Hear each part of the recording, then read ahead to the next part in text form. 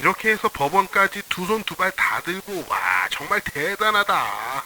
여러분 반갑습니다. 시촌입니다. 오늘은 좀 황당한 경매 사건을 살펴보려고 하는데요. 이거 너무 황당해서 법원까지 두 손 두 발 다 들었습니다. 여기는 경북 영주입니다. 시골집이 경매에 나왔습니다. 워낙 외진 시골이어서 쭉 유찰되다가 4차에 7명이나 응찰을 하고 5천만 원에 낙찰이 됐습니다. 그런데 낙찰자는 미납을 했습니다. 살펴보니까 미납을 한 이유가 아주 명확합니다.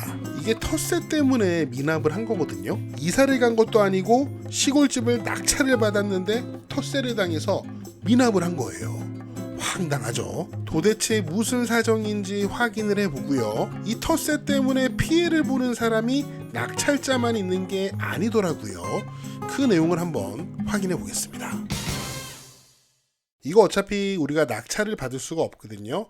현장 설명은 생략할게요. 그냥 화면으로 보시고요. 바로 분석 들어가겠습니다. 낙찰자는 왜 미납했을까? 이게 딱 답이 정해져 있습니다. 그리고 그 답을 경매법원이 매각물건 명세서에서 딱 알려주고 있습니다. 자, 여기 읽어보겠습니다. 지적도상 맹지이나 현황은 포장 도로가 존재하는 바 추후 전면 도로에 대한 사용 권원 등에 대해 별도 확인을 해라. 그 다음 그 마지막 줄을 보세요. 진입로 소유자의 진입로 폐쇄로 매각 허가 결정이 취소된 바 있는 등 분쟁의 소지가 있음을 주의해라. 미쓰고 부동산에서 바로 도로 분석해 보겠습니다. 자, 이게 경매 물건이에요. 여기 시골집 있고 여기 주황색과 초록색으로 표시된 게 국공유지입니다. 여기까지는 국공유지인데 여기 들어오는 길이 이제 사도예요. 사도.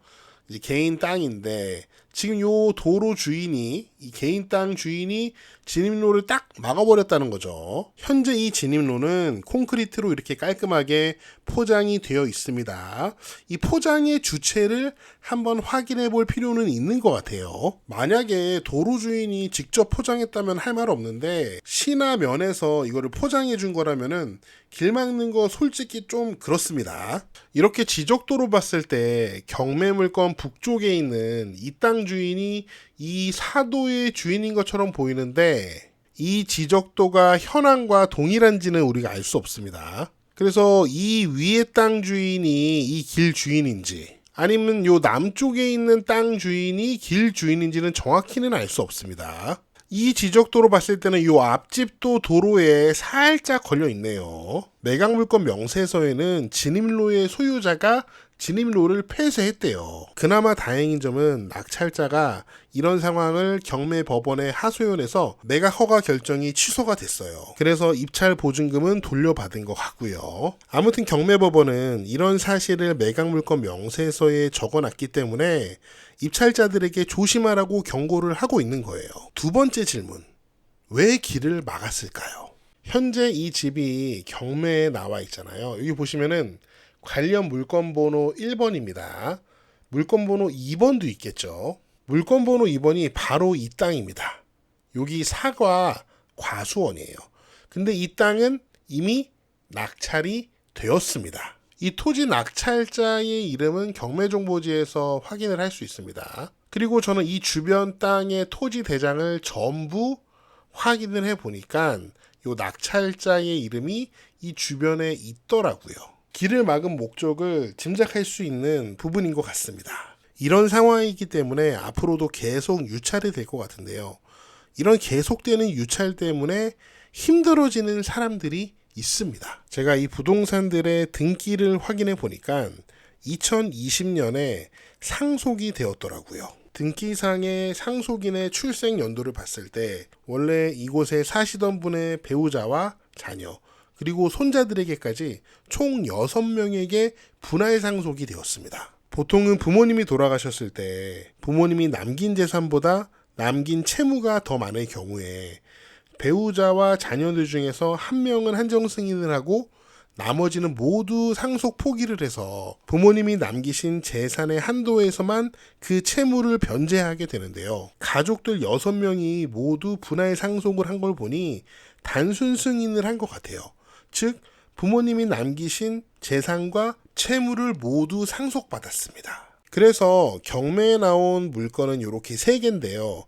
2번, 3번은 낙찰이 됐습니다. 요거 3개를 다 합하면 감정가가 대략 3억 6천만 원이 조금 넘습니다. 그런데 2번 같은 경우에는 약 7,200만 원가량의 낙찰이 됐고요. 3번의 경우에는 약 1,000만 원의 낙찰이 됐습니다. 1번, 그러니까 지금 미납된 주택이요.